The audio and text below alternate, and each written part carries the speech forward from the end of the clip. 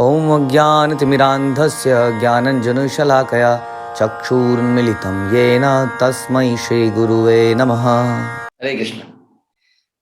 तो आइए आज हम चर्चा करते हैं हनुमान जी की लंका यात्रा के बारे में। बहुत सारी यात्राओं के बारे में हम चर्चा करते हैं, वीडियोस देखते हैं, डिस्कशन करते हैं, लेकिन ये यात्रा कुछ अद्भुत थी और बहुत सारे सनसनीखेज रहस्य इस यात्रा में छुपे थे।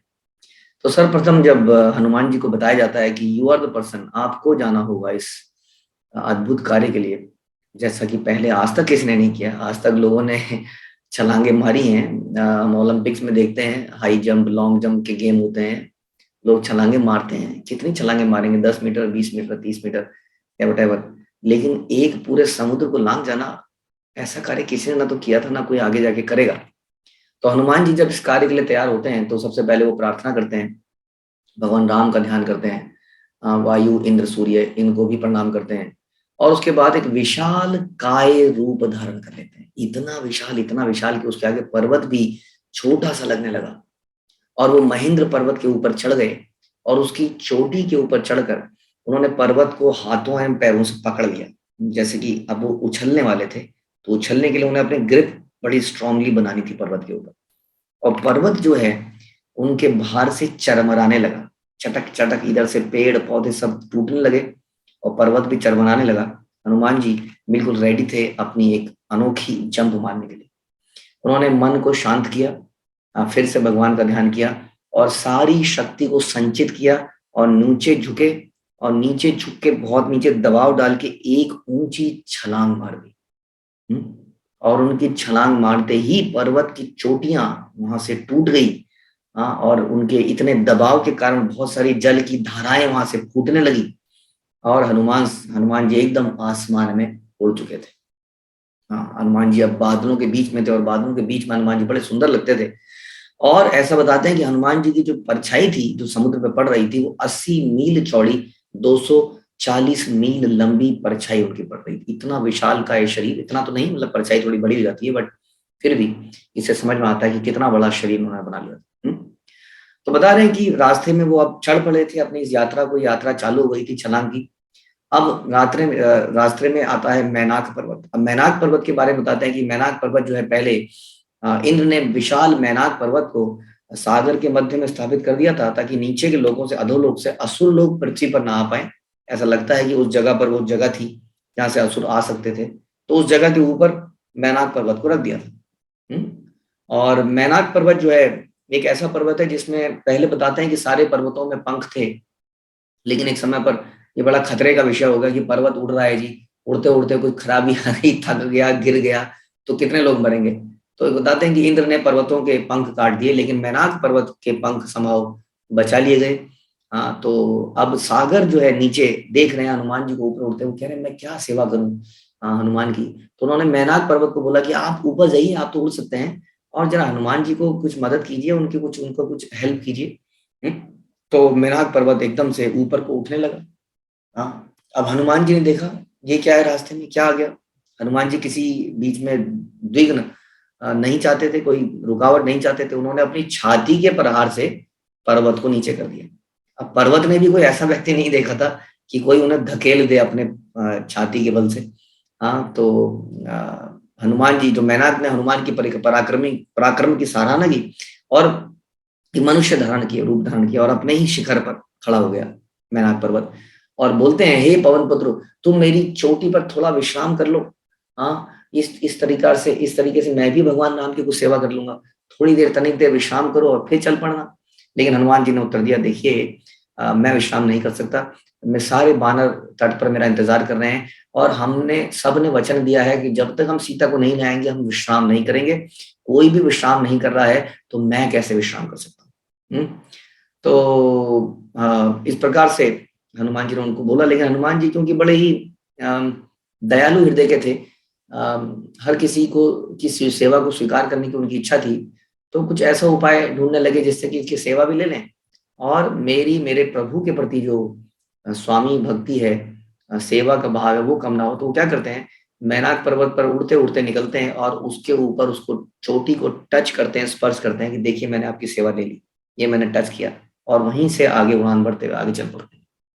तो बहुत महत्वपूर्ण शिक्षा हमें हनुमान जी देते हैं कि हम जब भगवान की सेवा में हों तो हम लोग ये ना सोचें कि हो जाएगा, बाद में हो जाएगा, थोड़ी देर कर ले, ये कुछ और कर लेते हैं, थोड़ी देर विश्राम कर लेते हैं, थोड़ा सा ब्रेक ले लेते हैं, या जो एक सेवक होता है वो अनन्य भाव से, नित्य भाव से सेवा करता रहता है। हम सबरी का एग्जाम्पल देते हैं जिसने कई सालों तक 60, 70, 80, I don't know how many years तक उसने सबरी ने अनइंटरप्टेड, बिना किसी रुकावट के ऐसी सेवा करी जिसमें कोई रिजल्ट नहीं निकल रहा था, कोई रिजल्ट नहीं निकल रहा था, और अंत में प्रभु राम आते हैं। तो इस तरह से हम जब भगवान की सेवा करें तो उसमें उसको निरंतर भाव से करें, उसमें बीच बीच में इंद्रिय तृप्ति, रेस्ट ले सकते हैं, रेस्ट लेना इज ओके, बस रेस्ट भी उतना ही लिया जाए जितना प्रेस्क्राइब्ड है।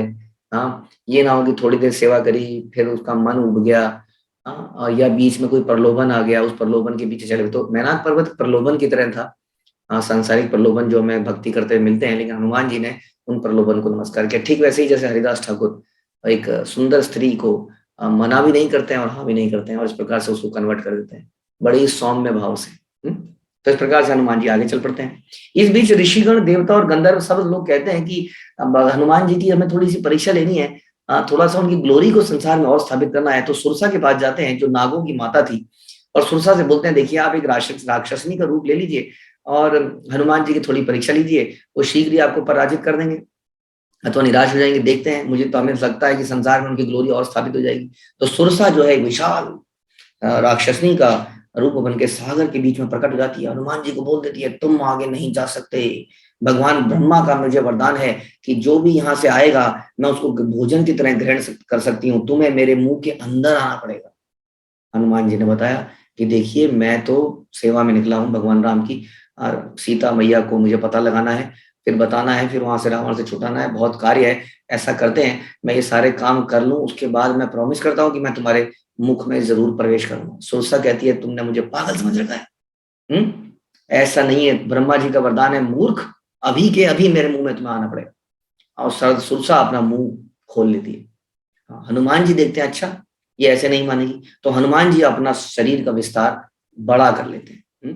हनुमान जी बताते हैं कि शरीर का विस्तार 10 योजन कर लेते हैं, और बोलती है यदि तुम चाहती हो कि मैं तुम्हारे मुख में आऊं तो बताओ कैसे आऊं, तुम्हारा तो मुंह इतना बड़ा नहीं है। सुरसा कहती है अच्छा। सुरसा अपना विस्तार कर लेती है, वो भी राक्षस ने बड़ी थी, वो अपना मुंह 20 योजन बड़ा खोल लेती है। हनुमान जी अपना साइज 30 योजन कर लेते हैं, और सुरसा 40, हनुमान जी 50, सुरसा 60, हनुमान जी 70, सुरसा 80, हनुमान जी 90, और सुरसा 100 योजन, 100 योजन मुंह बड़ा कर लेती है। अब हनुमान जी बड़े चतुर थे। हनुमान जी नाम और शोहरत और है ना उसके पीछे नहीं थे। जैसे हम कई बार किसी से डिबेट करते हैं तो डिबेट करते ही चले जाते हैं, इसको हराना ही हराना ही, कई बार डिबेट कंधे वाद विवाद में बदल जाती है। कई बार हम किसी से बदला लेना चाहते हैं तो बदला ही लिए जा रहे हैं, बदला लिए जा रहे हैं। लेकिन भगवान और भगवान के भक्त ऐसे नहीं है।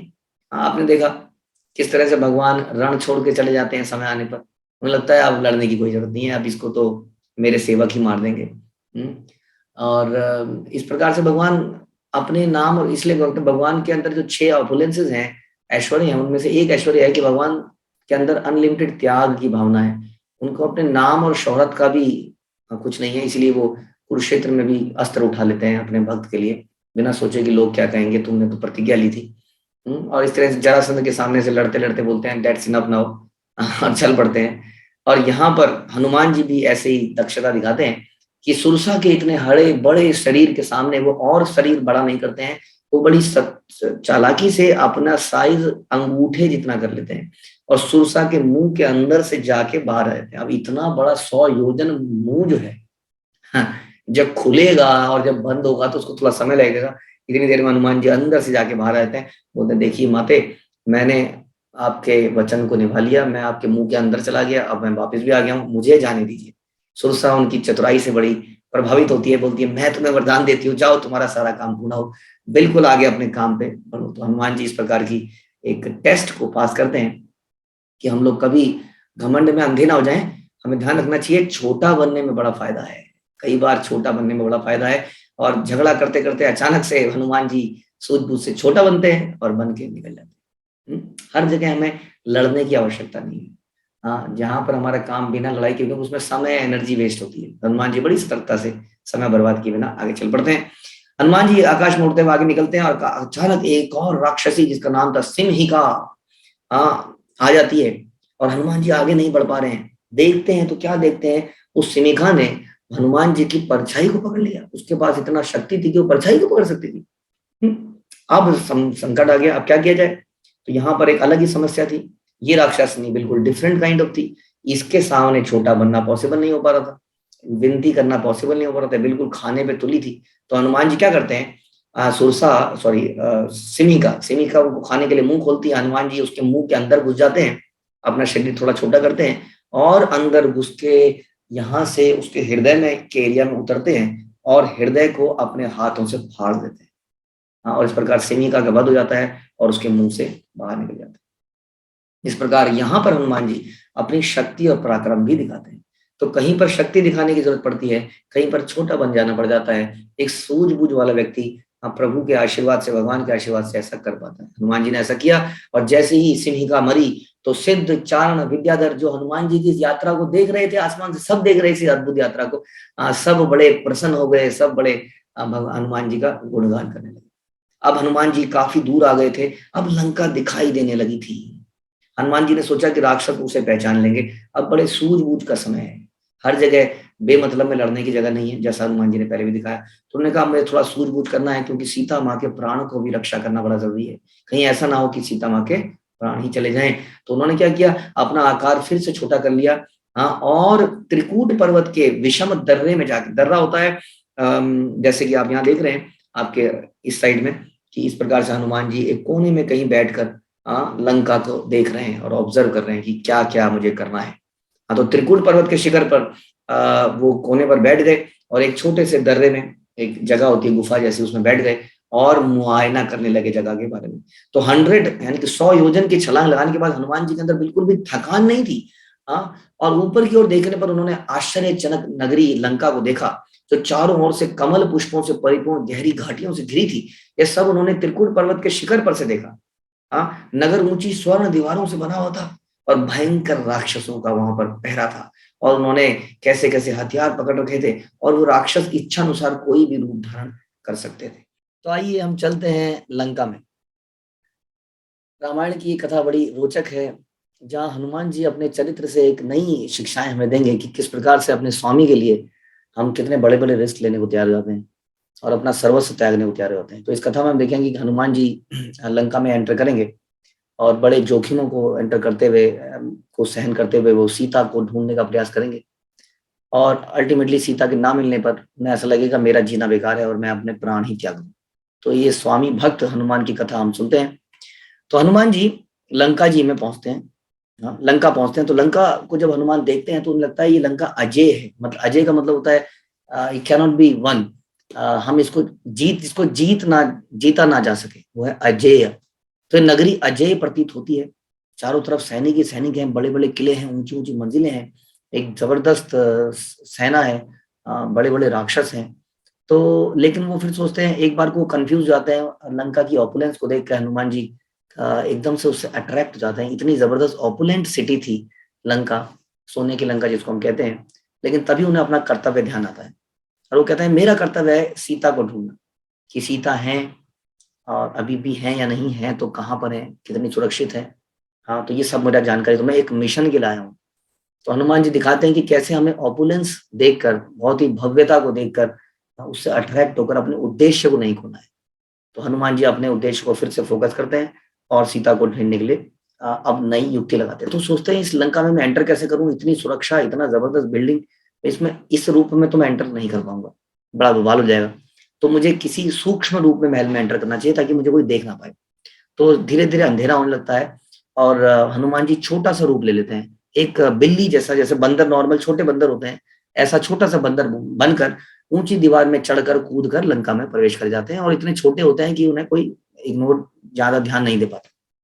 तो उस नगरी में 8-8 मंजिलों वाले महल बने हुए थे, सोने जवाहरात जड़े हुए थे। जब धीरे धीरे एक एक दीवार को देखते हैं तो लगता है कि एक एक दीवार रत्नों से बनाई गई है, पत्थरों से नहीं बनाई गई है। खिड़कियों पर हीरे जड़ित जलियां, लगी हुई है। समूचे नगर में राक्षस ब्राह्मण जो है रावण की रक्षा के लिए प्रार्थना कर रहे हैं, वैदिक मंत्रों का उच्चारण कर रहे हैं ताकि ये सुरक्षित, रावण सुरक्षित रह सके। और चंद्रमा क्षितिज के ऊपर उठा और हनुमान को सहयोग देने लगा। थोड़ा थोड़ा रोशनी उससे हुई तो हनुमान जी को धीरे धीरे आइडिया लगने लगा। रात का समय था। तो तभी अचानक से वहां पर क्या देखते हैं कि एक बहुत बड़ी राक्षसनी एकदम से हनुमान जी को ललकारती है, सुनो बंदर, मेरी आज्ञा के बिना तुमने यहाँ पे कैसे प्रवेश किया? हाँ, ऐसे राक्षसों के राज्य में तुम जैसे बंदर का क्या काम? तो हनुमान जी कहते हैं कि कृपया अपना परिचय दीजिए। राक्षसी कहती है, मैं लंकनी हूँ, मैं इस नगर की सुरक्षा करती हूँ, आज तुम्हारा वध मेरे हाथों से होगा। हनुमान जी ने कहा, मैं तो भ्रमण करने आया हूँ, छोटा सा बंदर हूँ। यहाँ इतने अच्छे अच्छे महलों को देखकर, यहाँ इतने अच्छे अच्छे गार्डन्स को देखकर मेरा मन थोड़ा सा कर गया। मेरी क्या गलती है, मैं तो ऐसे घूमता हुआ आ गया। हाँ, लेकिन लंकनी शांत नहीं हो रही थी। लंकनी ने बिल्कुल काफी स्वामी भक्ति, रावण भक्ति, तुम ऐसा नहीं कर सकते। और ये बोलते ही उसने हनुमान जी पर प्रहार कर डाला और हनुमान जी ने बचते हुए उसके ऊपर एक प्रहार कर डाला। हाँ, अब उन्होंने अपनी बाई मुष्टि से उसके ऊपर प्रहार किया और जैसे ही दिखने में तो इतना से लग रहे थे लेकिन हनुमान थे, तो जैसे ही प्रहार किया तो लंकनी जो है एकदम से नीचे भूमि पर गिर पड़ी। और एकदम से कराती हुई उसको एक बात ध्यान आई कि बहुत बार साल पहले ब्रह्मा जी ने मुझसे कहा था कि जब कोई एक वानर लंका में आएगा और तुम्हें पराजित कर देगा तो समझना सारी राक्षस नगरी, ये नगरी समाप्त हो जाएगी। मैं समझ गई हूँ, तुम वही वानर हो। मैं अपनी पराजय स्वीकार करती हूँ, तुम अंदर जा सकते हो। तो लंकनी को समझ में आ गया ब्रह्मा जी की कई बात का। हाँ, तो बड़े बड़े जो हमारे संत पुरुष होते हैं वो हमें बहुत सारी ज्ञान की बातें बताते हैं जो उस वक्त हमारे जीवन में शायद उपयुक्त तो नहीं लगती। जैसे अब अभी हम बहुत छोटे हैं, धीरे धीरे धीरे हम समाज में जाएंगे, जॉब करेंगे, विवाह करेंगे या जो भी हम कार्य करेंगे, तो उस वक्त आपको ये सारी बातें ध्यान में आएंगी। जो उस वक्त इन बातों को ध्यान करके अपना जीवन को सुधार लेगा, मोड़ देगा, वो सफल हो जाएगा। और जो अपना जीवन उन बातों को इग्नोर करके जीता रहेगा उसका सर्वनाश रहेगा। तो लंकनी तो एक राक्षसी थी, लेकिन ब्रह्मा जी की बात उसको ध्यान में आई और उसने हनुमान जी को जाने दिया। तो इसी प्रकार हमें अपने गुरुजनों की बातों को पूरे जीवन में ध्यान रखना। अब हनुमान जी अंदर घुस गए। हनुमान जी एक छत से दूसरी छत में छलांग लगाते हुए इधर से उधर भ्रमण करने लगे। बेसिकली वो ढूंढ रहे थे कि सीता जी कहाँ हो सकती है, लेकिन ये सब काम उन्हें छुप के करना था।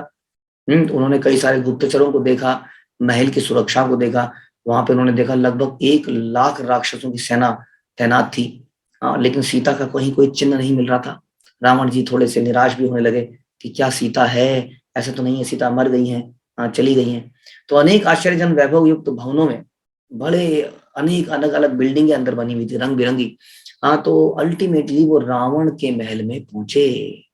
तो रावण के महल के भीतर वातावरण ऐसा था जैसे कि स्वर्ग को बलपूर्वक उठा के ले आया गया हो। वहां चारों तरफ कल्प वृक्ष, चारों तरफ रत्न और बहुत सारे झरने और बहुत सारा क्रीड़ा भवन। क्या ऐसी कोई चीज नहीं थी जो वहां ना हो, जो स्वर्ग में हो और वहां ना हो। तो वहां अभी तक उन्होंने रावण के निजी कक्षों में सीता जी को नहीं खोजा था। तो जो कि उनका जो निजी कक्ष था वो 4 मील चौड़ा और 8 मील लंबा था। सोच सकते हैं हमारे जो अपने कक्ष हैं, निजी कक्ष, वो 10 बाई 10, 12 बाई 12 फुट के होते हैं। ये थे रावण का निजी जो कक्ष थे वो 4 मील बाई 8 मील उनका एरिया था। तो हनुमान जी उन कक्षों में घुसने के बारे में सोचने लगे कि कैसे वहां पर घुसे। तो देखते देखते वो एक एक जगह जाते गए। अचानक से वहां पर उन्हें पुष्पक विमान मिला। आप जानते हैं पुष्पक विमान जो ऐसा विमान है जो उड़ सकता है मन की इच्छा से, यानी कि जो रथ पे जो चालक है वो बोलेगा, मन में इच्छा करेगा मुझे दिल्ली जाना है तो उसको दिल्ली ले जाएगा, मुझे लंका जाना है तो लंका ले जाएगा, सिर्फ इच्छा करने से। उसको मतलब उसको स्टीयरिंग की जरूरत नहीं थी, न ही पेट्रोल की आवश्यकता। ये विश्वकर्मा ने ब्रह्मा जी के लिए बनाया था, लेकिन रावण ने इसको बलपूर्वक चुरा के ले आया था। तो उन्होंने पुष्पक विमान को वहां पे लगा हुआ देखा। अब वो धीरे धीरे रावण के भीतरी कमरों में अंदर घुसते चले गए और अद्भुत सौंदर्य वहां पर उन्होंने देखा।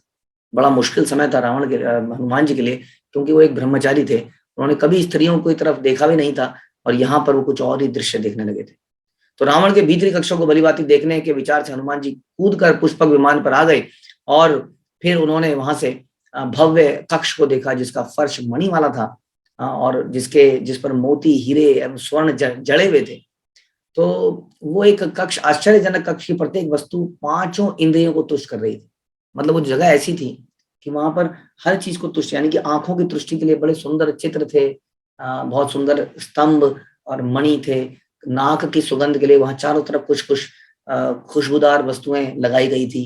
कानों की उसके लिए वहां पे कुछ कुछ म्यूजिकल कुछ चीज चल रही थी। इस प्रकार से सारी इंद्रियों को तुष्ट करने की वो जगह लग रही थी। तो हनुमान जी सोचने लगे, मैं कहाँ गया हूँ, क्या यही स्वर्ग है, या ये ब्रह्मा जी का सर्वश्रेष्ठ लोक है।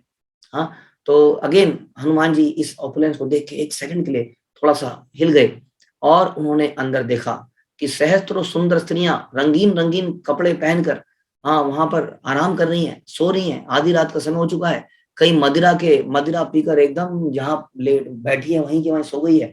कोई कोई अपनी कोई यंत्र बजाते बजाते सो गई है, कोई वीणा बजाते बजाते सो गई है, कोई तबले को बजाते बजाते सो गई है। तो इस प्रकार से चारों तरफ ऐसा माहौल है, चारों तरफ कामुक माहौल था। ऐसा लग रहा था कि रावण एक बहुत ही कामुक इंसान है जो दिन रात स्त्रियों के साथ रहता है। तो इस प्रकार से कई स्त्रियों को उसने अगवा किया था, कई स्त्रियां उसकी पत्नियां बन गई थी। बहुत सारे श्राप ऐसा हम सुनते हैं रावण के सर पे थे, क्योंकि उसने कई स्त्रियों के साथ इस तरह से बदतमीजियां करी। कई स्त्रियों ने उसको श्राप दिया, कई स्त्रियां उसके ताकत से उसको अपना पति भी स्वीकार कर लिया। तो अनेक पत्नियां थी, पत्नियां कह लीजिए या जो भी कहिए। तो इस प्रकार से उनमें से कोई भी ऐसी नहीं थी जो कुरूप थी। हाँ, और रावण उनके बीच में एक रेशमी शैया पर निद्रामग्न था, सब सो रहे थे। हाँ, और रावण की तब उसने हनुमान जी ने देखा कि एक सर और दो भुजाएं दिख रही थी। इस वक्त वो 10 सर धारण किए नहीं था, जो कि अक्सर वो युद्ध में किया करता था। तो फिर हनुमान जी का ध्यान रावण की संगनियों की ओर गया और उन स्त्रियों से थोड़ी दूर उन्होंने रावण की प्रिय पत्नी मंदोदरी को देखा, जो कि बहुत ही सुसज्जित सैया पर सोई हुई थी। मंदोदरी एक बहुत ही पतिव्रता स्त्री मानी जाती है, तो वो भी वहीं पर थी पास में ही। तो मंदोदरी को देखकर हनुमान ने सोचा यही सीता है, जरूर यही सीता है। हाँ, और एकदम से खुश हो गए हनुमान जी की, आखिर मैंने खोज लिया। लेकिन दूसरे ही क्षण उनके अंदर एक दूसरा विचार आया कि सीता मैया रावण के कक्ष में कैसे हो सकती है, और इतने सुंदर कपड़ों में, इतने बेड में वो सो कैसे सकती है। जब भगवान राम ने सब कुछ त्याग दिया है सीता के वियोग में, तो सीता तो राम से उनको तो पतिव्रता पत्नी है, सबसे बड़ी पतिव्रता स्त्री है। तो वो कैसे इतने आराम में से रह सकती है, जो बिल्कुल ये सीता रानी सीता जी नहीं है। तो बहुत ही बढ़िया विचार हनुमान जी के यहाँ पे देखने को मिलते हैं। एक सूझबूझ वाला व्यक्ति इस प्रकार से शास्त्रों की नजर से चीजों को देखता है। नहीं तो उस माहौल में मंदोदरी सीता लग रही थी, क्योंकि वो एक बड़ी पतिव्रता स्त्री थी, उसके शरीर में तेज था, ऐसा हम सुनते हैं। तो सीता लग सकती थी, लेकिन एक ऐसी स्त्री जिसका पति उसके पास ना हो, वो कभी इतनी प्रसन्न नहीं हो सकती। वो कभी इतने आराम ऐशो आराम नहीं देख सकती। इसलिए शास्त्रों में बताते हैं कि यदि पति पास में ना हो तो स्त्री को बहुत ज्यादा सजना सवरना नहीं चाहिए, इस प्रकार से बाहर नहीं निकलना चाहिए, क्योंकि गलत नजरें उसके ऊपर पड़ जाती हैं। तो इस प्रकार से हनुमान जी ने शास्त्रों की नजर से देखा और समझ में आ गया ये तो सीता नहीं है।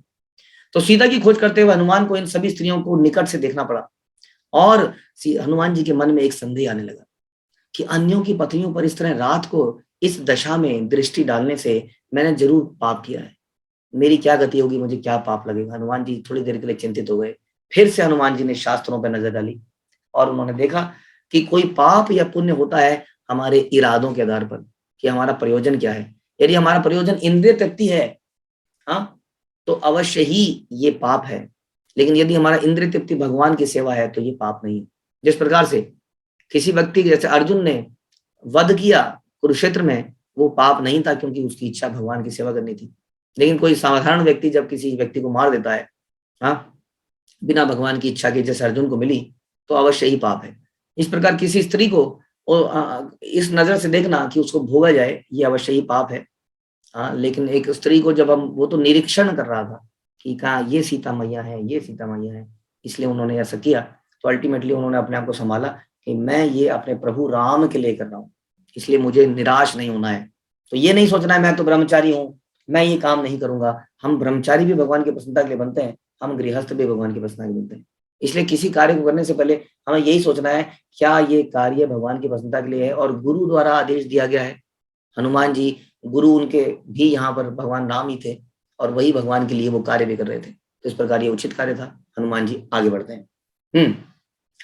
तो इस प्रकार से रावण के महल की खोज पूरी हो जाने पर हनुमान को सीता का कोई पता ही नहीं चल पाया। तब उन्होंने सोचा कि हो सकता है सीता मैया नहीं रही। तो उनके दिमाग में अलग अलग विचार आने लगे। हाँ, उन्होंने सोचा कि हो सकता है कि सीता ने रावण द्वारा लंका में लाए जाते समय भय के कारण प्राण त्याग दिए हों। हो सकता है वो बीच में समुद्र में कूद गई हो, ऊपर पुष्पक विमान से ही मर गई हो सकता है रावण ने ही उन्हें उससे छोड़ दिया हो, या हो सकता है रावण ने उसको मार ही दिया हो। तो इस प्रकार से उनके दिमाग में अलग अलग विचार आने लगे, बहुत ही निराश हो गए और उन्होंने दिमाग में एकदम से डिमोरलाइज होकर सोचने लगे कि सीता के बिना राम निश्चय ही अपना प्राण त्याग देंगे। लक्ष्मण जी जब देखेंगे राम ने प्राण त्याग दिए हैं तो वो भी अपने प्राण त्याग देंगे। राम और लक्ष्मण की मृत्यु का समाचार सुनकर भरत और शत्रुघ्न अपना प्राण त्याग देंगे। चारों पुत्रों के निधन से उनकी तीनों माताएं अपना प्राण त्याग देंगी और अपनी विफलता के कारण सुग्रीव, अंगद और अन्य वानर जन लज्जा के कारण अपना प्राण त्याग देंगे और इस प्रकार पूरी अयोध्या के वासी अपना प्राण त्याग देंगे और इन सब का जिम्मेदार बनूंगा मैं, क्योंकि मैं सीता मैया को ढूंढ नहीं पाया। तो अतः मुझे किष्किंधा नहीं लौटना चाहिए, मैं यहीं पर आत्महत्या कर लूंगा, मैं अपना शेष जीवन यहीं रहकर या फिर अपना शेष जीवन यहीं रहकर अकेला व्यतीत कर लूंगा। और इस प्रकार से उनके दिमाग में विचार, निराशाजनक विचार होने लगे। तो जब हनुमान इन सब निराशाजनक विचारों से मुक्त हुए, उन्होंने फिर से अपने आप को रिकलेक्ट किया और उन्होंने कुछ पॉजिटिव चीजें सोची।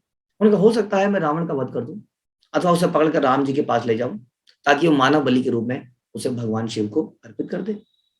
और हो सकता है कि सीता मैया ने प्राण ना त्यागे हो।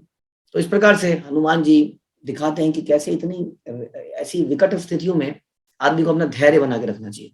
यदि हम धैर्य छोड़ देते हैं तो हम कभी सफल नहीं होंगे। ध्यान रखिए, impossible is the word in fools dictionary, Prabhupada कहते हैं। तो हमें हमेशा समझना कोई चीज इम्पॉसिबल नहीं है। हनुमान जी ने जब जब इतने समस्या आई उस वक्त अपने आप को धैर्य रखा, राम जी के आशीर्वाद, राम जी की बातें और शास्त्रों की बातों को रिकलेक्ट किया, सोचा, विचार किया और फिर आगे बढ़े। नहीं तो इतने बड़े कार्य हनुमान जी कभी नहीं कर पाते जो करते चले जा रहे। तो इसी तरह से हनुमान जी ने अपने आप को फिर से खड़ा किया आगे की खोज में और हम इसको आगे सुनेंगे कि किस प्रकार उन्होंने सीता मैया को खोजा। रामचंद्र की जय, पवन सुत हनुमान की जय, श्रील प्रभुपाद की